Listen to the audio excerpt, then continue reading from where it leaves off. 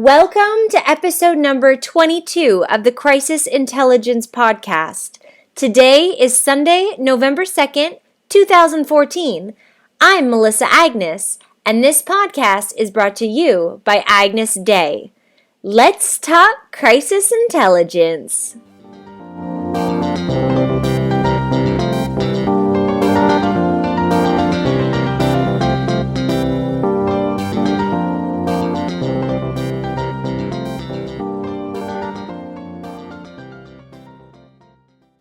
Hey Jonathan, welcome back to the show. Why don't you introduce yourself and tell us about what you do? My name is Jonathan Bernstein. I'm the president of Bernstein Crisis Management, which is an international virtual crisis management consultancy. Hello Jonathan. So last week we talked about your 30 takeaways or 30 lessons in 30 years of crisis management, and we got through, I believe, 15 of them, the first 15. Right. So...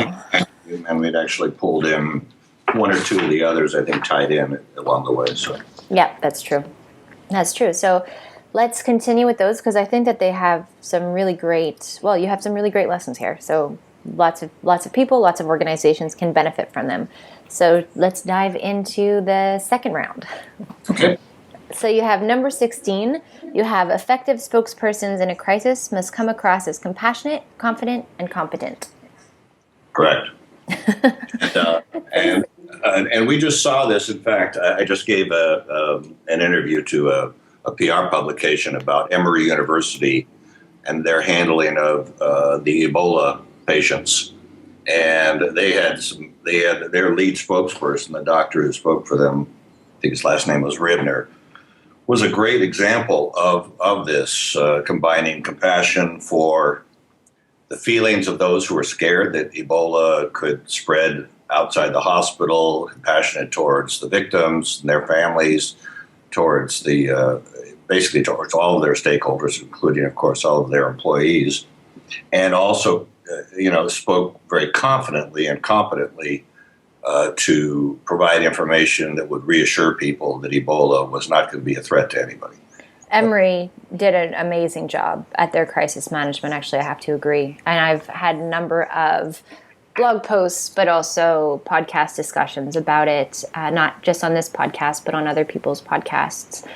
They did a really phenomenal job, like you said, at their biggest mission at one certain point, especially at the onset when they decided that they would take in the two missionary doctors and hope to cure them, which they eventually did, which was great, was they needed to educate the public. There was so much misconception, there were so many rumors, which all led to fear and outcry and, attacking the company or the hospital on their Facebook page, and their response through all of that, their strategy for response was really, really great. Exactly. And they also had to work with the handicap of the CDC's own recent reputation hits when they had failed to contain exposure to several different diseases that they were managing in their laboratories. And the CDC in general over the years has been an incredibly credible source. But now the CDC was speaking on Ebola and assuring people that Ebola couldn't spread in the wake of having not done so well within their own labs. So, but I think they overcame that to their mutual credit. Excellent points. So, number 17 is learn to practice restraint of pen and send button. And I have a little commentary on the side of my note here that says, haha, I like this wording. Very you. Yes, it's, certainly, I don't know about you, but in my personal life, I have not always practiced restraint of pen and send button. I'm better at it professionally, but there have been a lot of crises that made it into the news that you and I have both looked at and critiqued that started with some person not paying attention to either where they were sending something or not thinking about the consequences of communicating a particular message publicly or understanding that just because they're sending a message to one individual, perhaps expressing themselves poorly, that one individual could then turn it around and show it to the world. And so, Go ahead. No, so it really pays to pause and think. And certainly a habit I've gotten into is if I'm writing anything that's even remotely sensitive, I'll draft it either off in a text editor, completely offline, or I'll certainly not fill in the two-line or the subject line on the email before I think about it and send it. This is something that's a good trick. This is something that professionals of all different ages and even scholars, kids that are in school, or not necessarily kids, but higher ed, it's something that we all have to, I guess, learn through experience, but I hope not. Not everybody to learn through experience, because it's the evolution of, I guess, the way that we communicate today. And a lot of people don't realize the consequences of this particular action. Yep. Agreed completely. Number 18 is, it's much wiser to encourage and even reward internal whistleblowing than to find yourself at the wrong end of news coverage, a lawsuit, and or governmental investigation promoted by a whistleblower. This is kind of the corollary to this, is that it's impossible to keep a secret anymore. Technically speaking, the only way you can keep a secret if you never let it out of your brain. But second you talk to one other person, certainly it can leak, but the internet has kind of magnified, amplified that effect tremendously.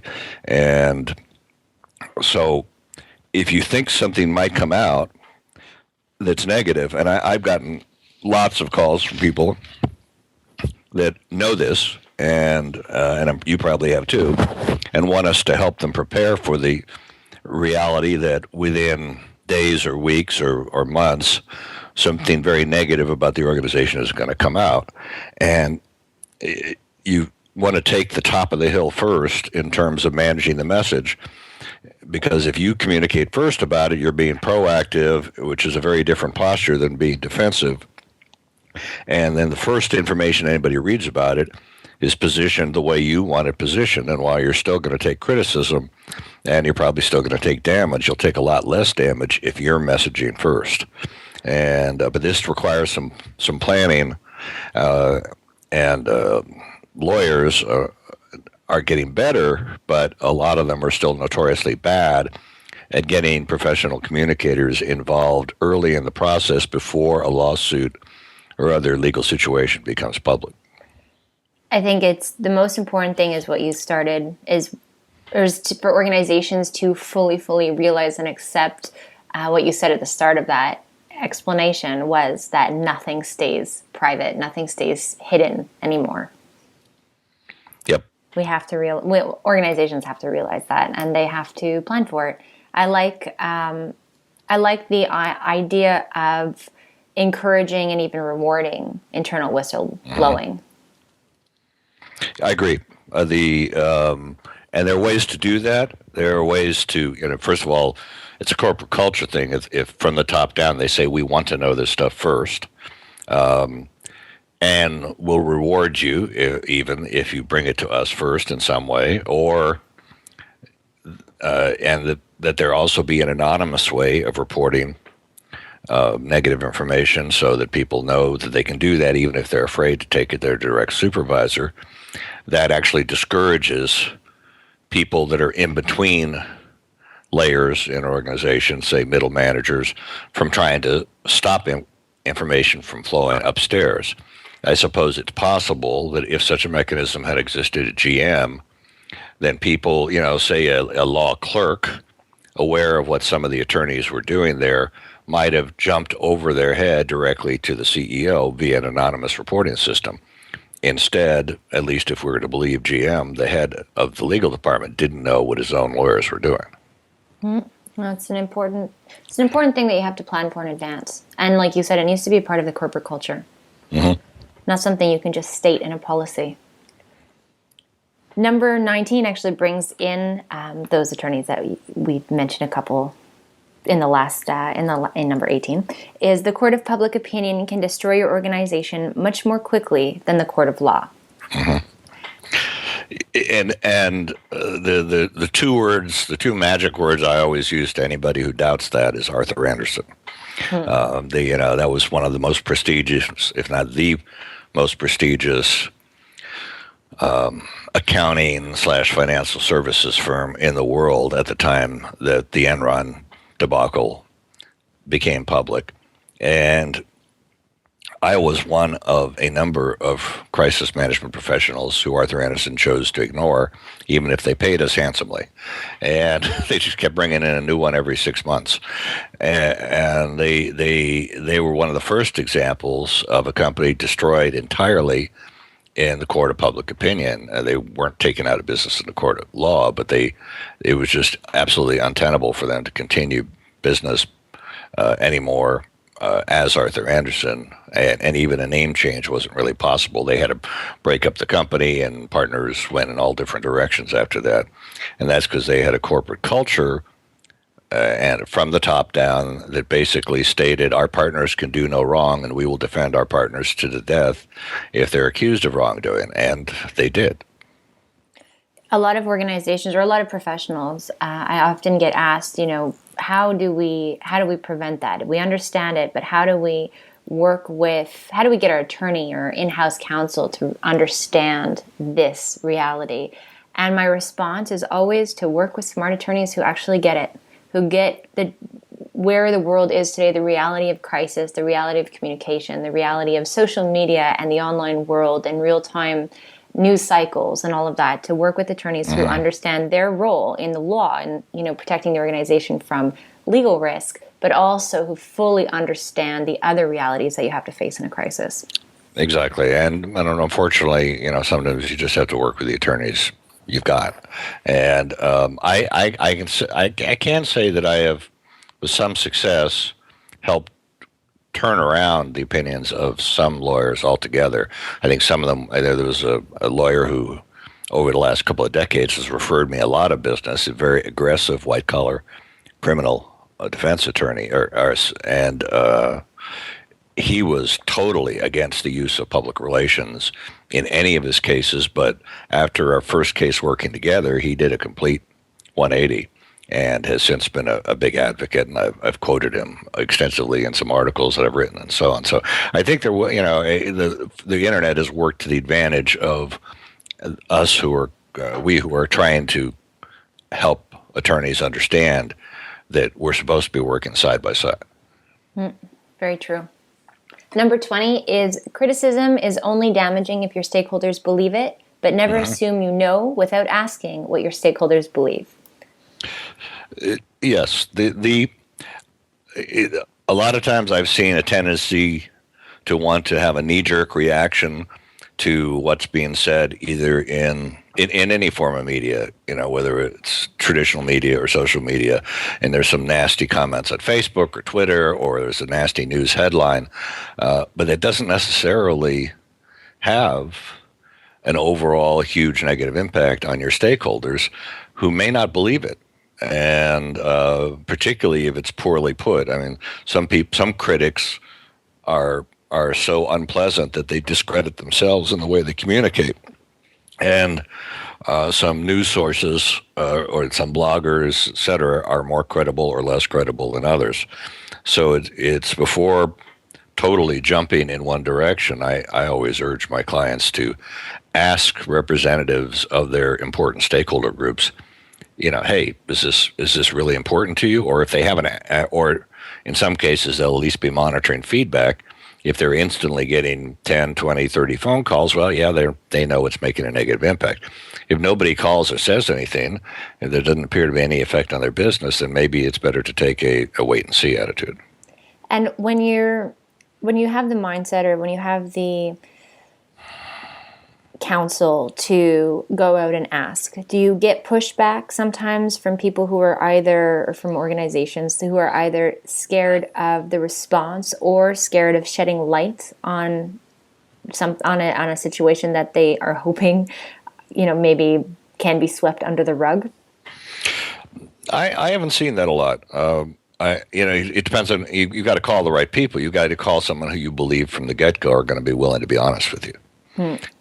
Sometimes those are your own board members if it's an organization with a board of directors. Sometimes it's some of your longest time customers, and maybe what they tell you is, we hope that this will go away on its own. We would rather you not try to do anything right now about it and see if it goes away. But that's important feedback to hear. Yeah, absolutely. Good. Number 21 is crisis communications and emergency response plans are not created to provide a flawless method of response to every crisis situation. They are created to establish a system for effective response to any crisis and to serve as a basis for training crisis responders. I love that because I recently did a webinar for an organization, and one of the questions, or one of the topics that I was asked to address, is how do you create a response plan for every single type of crisis scenario? And the answer is you don't. Right. I get the same kind of question all the time, and in fact, in the discussion I had this morning about Emory University, I was asked, do you think they had a plan for this? I said, I seriously doubt that any crisis communications plan that a hospital would have in the U.S. would have included the possibility of Ebola patients being transferred there from Africa. It probably wasn't on their list of top 20 crises they anticipated this year. But there was no doubt from the quality of the response that they had gone through a planning process and had trained spokespersons and other elements of crisis communications that you would not, and a structure for effective crisis communications that they would not have had without vulnerability assessment and planning and training. So you can have 20 scenarios in the plan, and that's very useful because at least you'll have contingency statements available and so on. But invariably, you're going to also have the 21st scenario happen sometime, but you'll still be ready. Yeah, and it's about categories.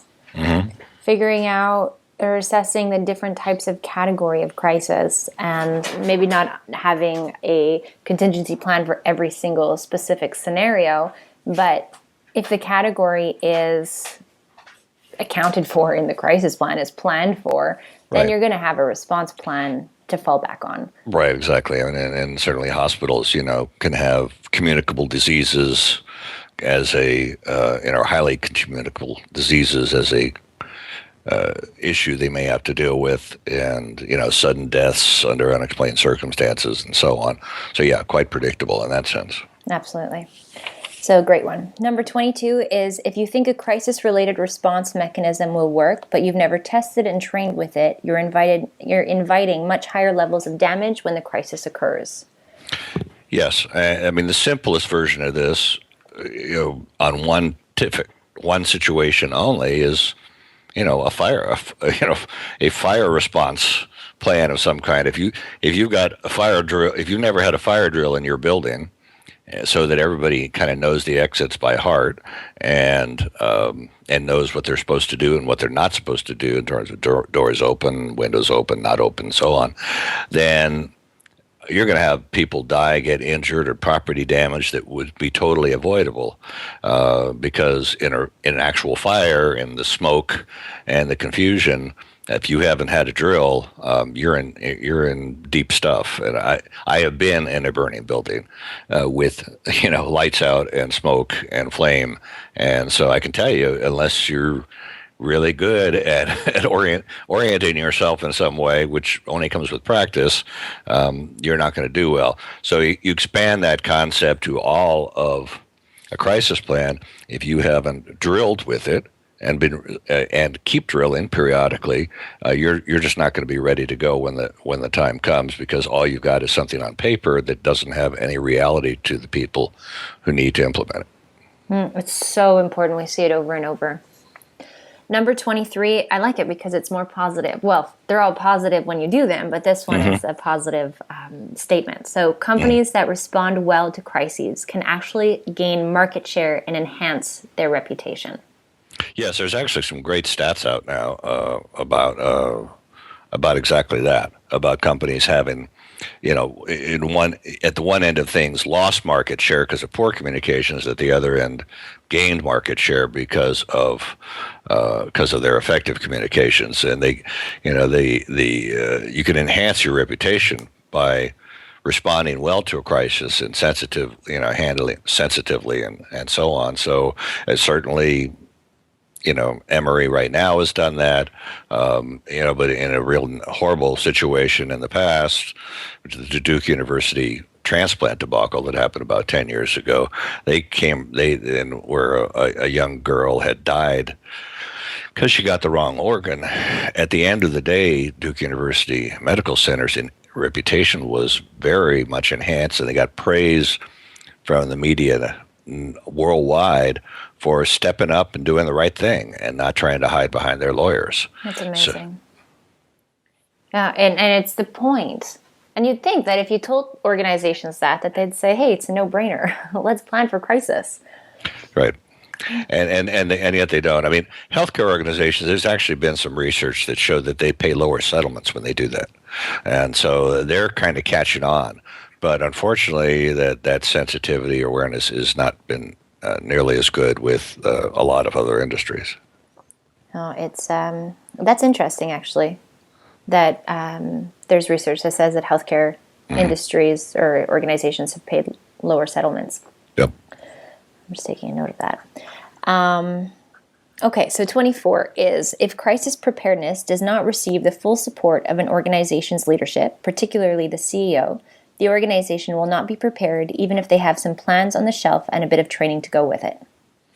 Right. They're usually and I'm sure you've seen the same thing, usually the crisis planning and crisis preparedness process gets started when one of two things happen. Either an organization's already had a major crisis, survived it, and realized that, whoops, we better plan before we have another one. And or there's a champion inside the company that says, we have to do this. When there's a champion at the CEO level, or at least in the C-suite, that's, in my experience, what's necessary to keep that plan alive and regularly refreshed and regularly re-drilled, retrained, because without that higher level, then the priority for time and money goes to other things.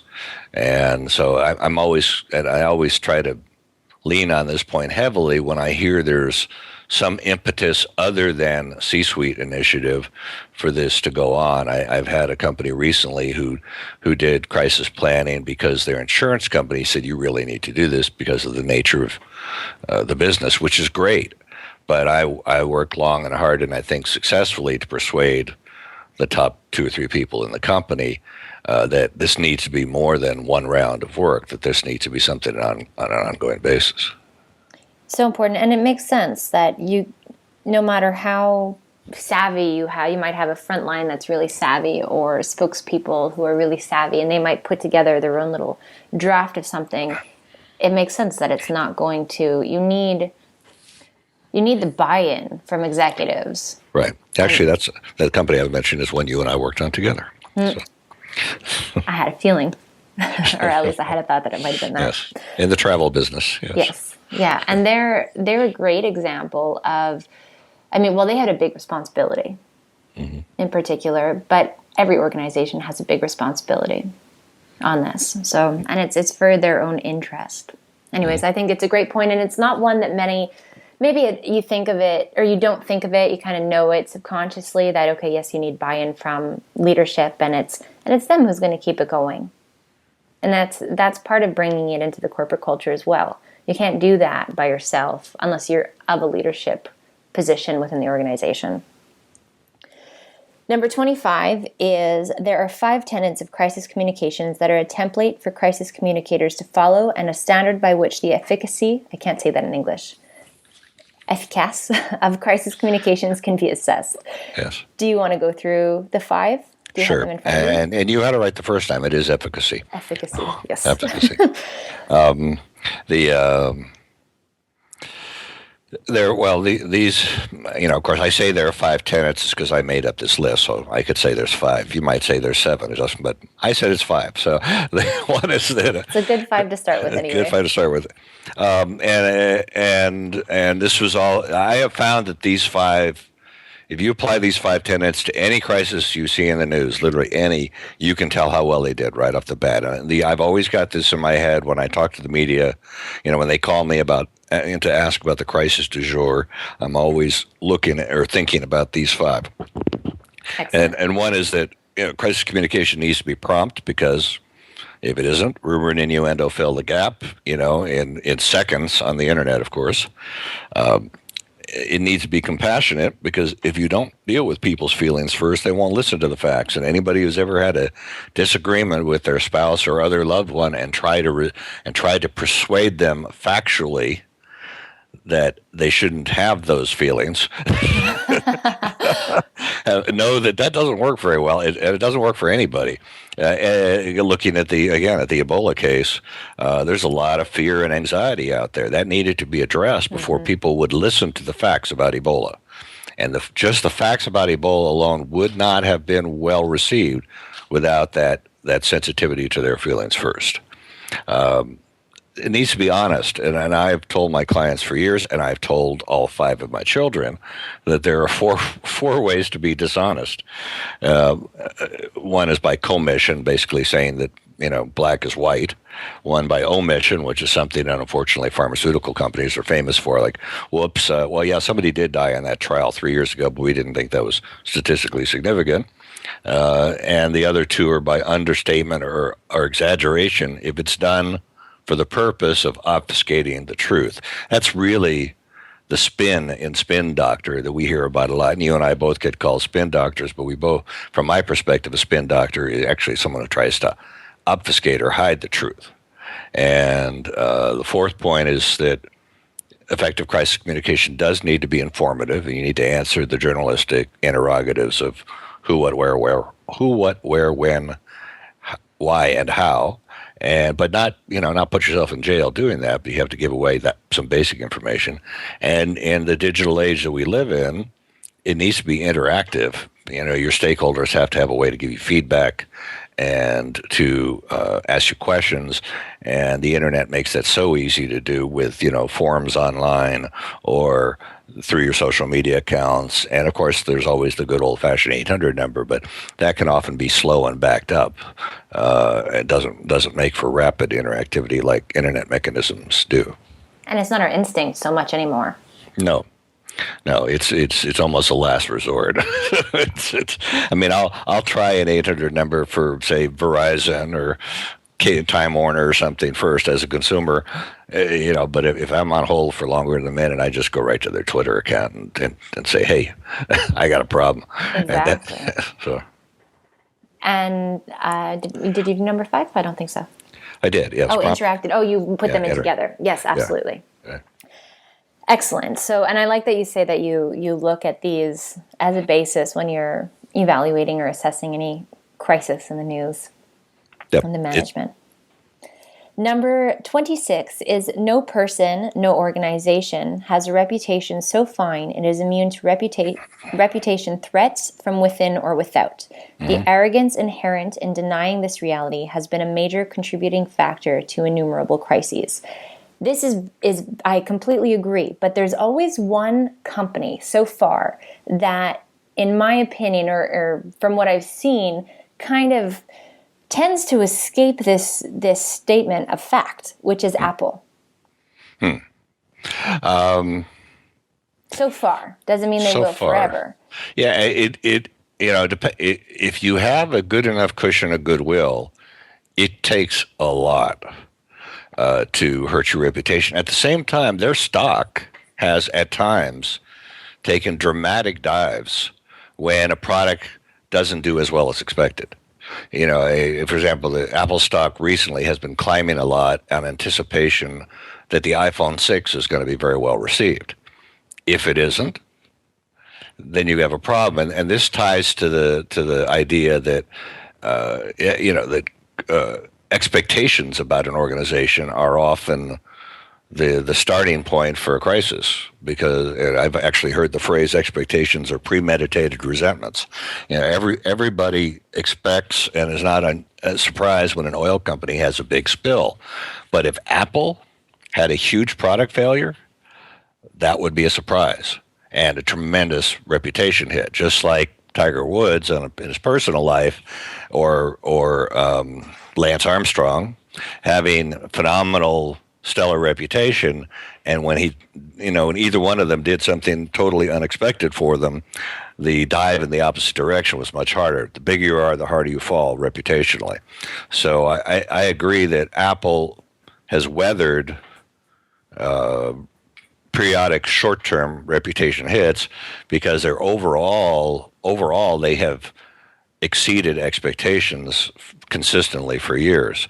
But this is also a company that was almost out of business at one point, and their reputation, their turnaround was very much tied to the reputation of one man, who of course has since died. Mm-hmm. Yeah, that's true. And looking at you mentioned Lance Armstrong, that case in particular, that was loyal fans who would have followed him to the end felt completely lied to. Yes. So he had a huge bank of trust and credibility, and he just wiped it out. Yeah, and so did, going back further, so did Arthur Andersen. Mm-hmm. Yeah. Number 27, never stop learning about significant potential threats to your organization's well-being, as well as the ways to best prevent and or respond to such threats. I'll give an analogy that the U.S. government didn't pay close attention to: ISIS. And you and I both know. I just had a nice chat with a CNN reporter about that last weekend, or talk show host, and they were underestimating that threat, just like they also underestimated the potential for airliners being commandeered and flown into buildings in New York and Washington, D.C. So two huge intelligence failures came out of a failure to look at potential threats from within or without. And the same thing for organizations. If you're not watching closely, I think there's a lot of watching of product and services in competing organizations to see which might be a threat to market share. But there are other types of threats. There are, if you do business in China, there are all kinds of things that can interrupt or contaminate product flow coming out of China. And there have been lots of cases of contamination in the food part of it, but also there's been defective product. And trying to maintain quality control in a global organization means having to be extremely alert to what's going on with regulations, to what's going on with manufacturing, to what's going on with politics. I mean, if there was ever anything resembling a shooting war anywhere in Pan-Asia, between various hostile parties there, what would that do to a whole lot of organizations? So somebody who's very sensitive to the long-term impact of what's happening in the news now has to be monitoring the news by all means possible to look for those risks and have some contingency plans in place. I have clients who have long known that there was a possibility of tsunamis in areas that they operate, or know there's possibility of hurricanes where they operate, and they've any new threat that comes up, they're watching it well in advance. But it seems that particularly in this country, we've been slow to do that. Infrastructure threats that could occur. We already know that there's been foreign hackers trying to break into our electrical grid system, or actually have in some cases, but not with serious damage yet. Well, I would think that should require some contingency planning on the part of a lot of organizations, like getting your own generators and making sure you have lots of fuel, et cetera, et cetera. So that's the kind of strategic long-term thinking that needs to take place. Absolutely. And on a lesser scale than those severe crises, one thing that I tend to see often, or we all tend to see often, and that kind of stumps me still, that this isn't part of the protocol or the regular daily activity within marketing and PR departments. Whenever, we're talking about never stop learning about risk or never stop evaluating the risk, that goes for simple things like your everyday communications or your marketing campaigns. Yes, exactly. And that's why we see traditional marketing campaigns, promoting a product, continuing right after that product's been seriously bashed in the news. Yeah, or even we saw recently, I'm paraphrasing, but right after, maybe 2 or 3 weeks after Malaysia airline MH370 disappeared, we had British Airways that had a marketing campaign or an ad campaign that had a picture of the Indian Ocean. It said something like "Escape to the Indian Ocean" with British Airways logo right above it. We understand that this campaign was probably 6 months in the making and pre-scheduled at the start of the year, but it shows the need for simple things, simple marketing messages, advertising messages, PR messages need to be assessed. The risk needs to be assessed at the start of the campaign, or at the start of creating the campaign, as well as before that campaign goes. Right. And there's a great breakdown between, ongoing basis. There seems to be a breakdown in communications between marketing and PR in many organizations.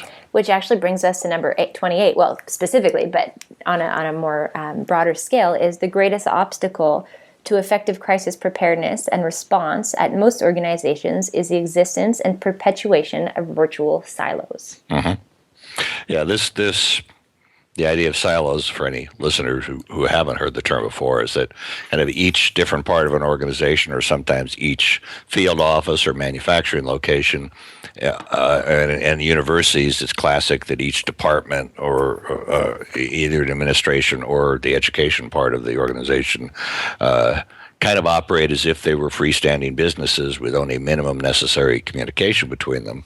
And things happen that if they would talk to each other, a lot of preventable crises occur, and they don't. And I've seen this particularly true in multi-location organizations, where you have a headquarters location and then remote locations, and the remote locations, quote unquote, don't want to bother the parent organization with this, that, or the other, and we'll handle it. We're not going to bother them, not because they haven't been told that the parent organization wants to be alerted when these type of things happen, and at least wants to be able to monitor what's happening.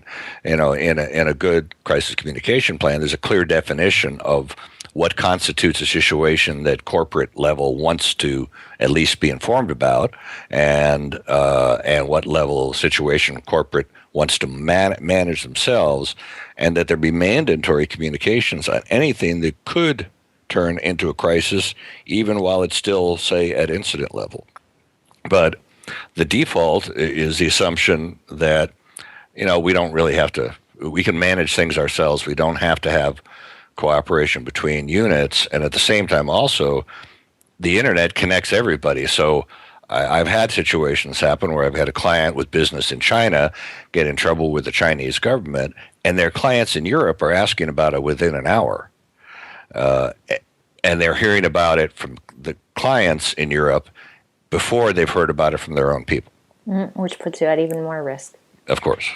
Yeah. It goes back to developing the right corporate culture, making it easy, and implementing, just ways to make that communication open and welcome, and not giving it restrictions that we tend to take with us from past work experience or just past corporate culture. But today, what we're taking with us, what would you call that?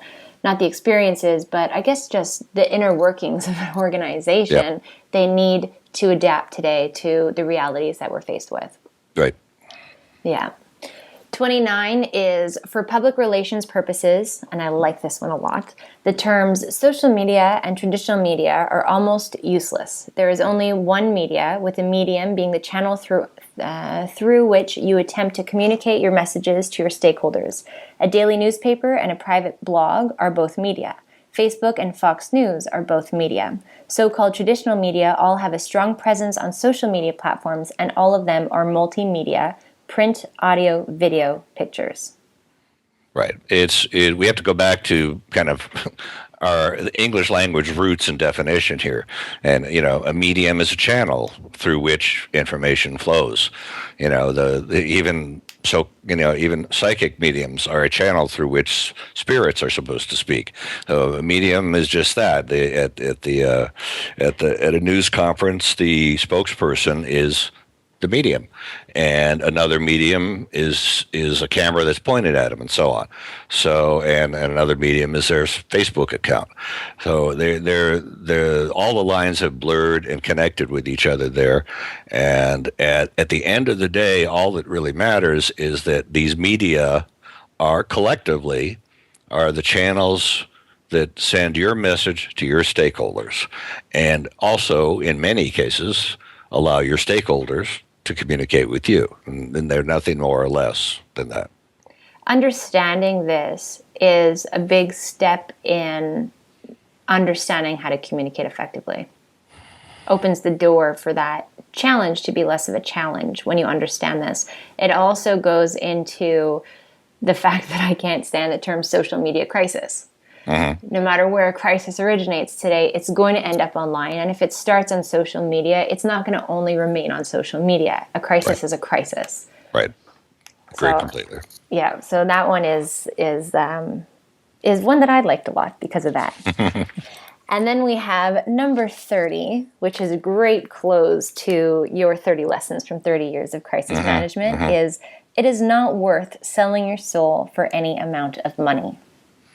Yeah, I have seen individuals and organizations make decisions based strictly on money that bit them hard later on. And sometimes this decision, a lot of times it's been a decision not to do correct crisis preparedness, and it's bit them hard later on. I've done vulnerability audits of quite a few organizations that pointed out, when I do a vulnerability audit, it divides potential risk into kind of tier 1, tier 2, and tier 3 levels. And the way I experience tier 1 vulnerabilities are take care of these, or your ass is going to fall off. And despite that assessment, and despite the fact that I always offer solutions along with my recommendation, a lot of tier 1 vulnerabilities aren't addressed right away. And sure enough, time and time again, there have been I told you so, although I don't use that phrase, but there have been I told you so crises that happened because they made a money decision, not to spend, $50,000 now, and then it costs them $5 million down the road. And so it's, professionally, continuing to look at crisis preparedness as an expense versus an investment, which is what it really is suicidal. And that's part of what this quote about, and part of it's personal too. Anytime I've made a decision to take some business strictly for the money, I've always regretted it. They're always, frankly, the hardest clients to deal with. But also, you got to be able to live with yourself. And I think that's true for any professional. And I think there are people who can live with damn near anything. But frankly, there are some industries and businesses whose ethics make me cringe. And I wouldn't take work for them. I mean, the most prominent of those recently, in my experience, was I was offered an opportunity to work with Donald Sterling of the LA Clippers fame, and I refused because I have vehement disagreement with his ethics. And but I'm sure there's someone who would take the business, and that comes down to personal ethics. Absolutely, which is a line that we all have to draw for ourselves. And I think the message is to draw the line and then to feel comfortable with it, because when you cross your own line, there's no success in that. There's no positive results from that. Right. So I have one last question for you before we end this 2-part podcast. 30 years. 30 years of crisis management. Mm-hmm. Obviously, there's the obvious changes that you've seen in, just social media, the online world, and all of that. But looking back to 30 years ago and today, what do you see on any level with organizations, with crisis communication, the practice? What is the biggest change, other than the obvious, that sticks out to you? Awareness. I have to credit the internet. Now, mind you, the internet existed. It was actually 32 years ago exactly that I started in PR, and that was 1982, and I was online then. But that was before browsers, and then the internet was for rudimentary person-to-person or organizational communication and some research. It certainly wasn't the interactive environment that it is today. But as the internet grew, awareness of crises, awareness of what's happening around the globe by everybody expanded, incredibly, and it's really continuing exponentially almost on a daily basis. And with awareness came changes in behavior. And you're no longer, it doesn't matter if you're in the tiniest little town. If you publish something in your tiny little town, it is now internationally published. And that level of awareness, both it empowered people to do a lot of good, and empowered people to do a lot of bad, and empowered all of us to make much more informed decisions. And so I think the thought process that now goes into all communication is quite different than when you're operating with a tiny, tiny percentage of the information that's available to us today. Excellent. Awareness. It's something that, and it continues to evolve as we're getting more and more comfortable with the internet and social media. And even the last couple years, we've seen crisis management or crisis communications. It's probably because of the internet and because of all this awareness, it's becoming this trend almost. It's the hot topic for exactly. And I have to say, to the credit of everybody who's involved with this, everybody in our field professionally and organizations that are catching on, is that, if you'd asked me even 10 years ago what percentage of first phone calls I got were for crisis preparedness, I would have said 10%. Now it's probably more like 70%, as opposed to breaking crisis. Back then it would have been 90% breaking crisis, 10% preparedness. Now it's completely flip-flopped almost, and the awareness of the need for preparedness is fueled by the awareness of good and bad crisis management that's happened globally. Yeah, which is resulting in something really great for organizations. I mean, you and I are both very passionate about what we do and believe very strongly in what we do. Mm-hmm. So it's really great that organizations are benefiting from this awareness, in terms of the smart ones out there are wanting to plan more sophisticated, or just develop more sophisticated planning processes. Excellent. Well, thank you so much for taking the time for both of these podcasts and for sharing your 30 lessons in 30 years with us. I think that there's some really great takeaways, and I hope that people listening will be able to, or that at least one of them, I'm sure they did, stuck out to them and maybe hopefully helped them within whatever internal process they're going through. Thank you for going through this with me. Yeah, absolutely. And congrats on 30 years. Thank you. I don't think I'll have another 30 more working, but I will stand here and watch my younger peers like you continue to make good headway. Sounds like fun. And you're at a different time now where you get to do the stuff that you're enjoying too, other than the other parts of your enjoyment. Right. Yeah. So, Jonathan, where can everybody find and follow you? Website is bernsteincrisismanagement.com. That's BERNSTEIN. And the rest is hopefully just like it sounds, crisismanagement.com. And all my contact information is there on my contact page. Excellent. And of course, there will be links at the bottom of this podcast from no matter where you're listening to it from. So the blog at agnesday.com, iTunes, or Stitcher. So thanks, Jonathan, for taking the time. It was always a pleasure talking with you. Thank you, Melissa.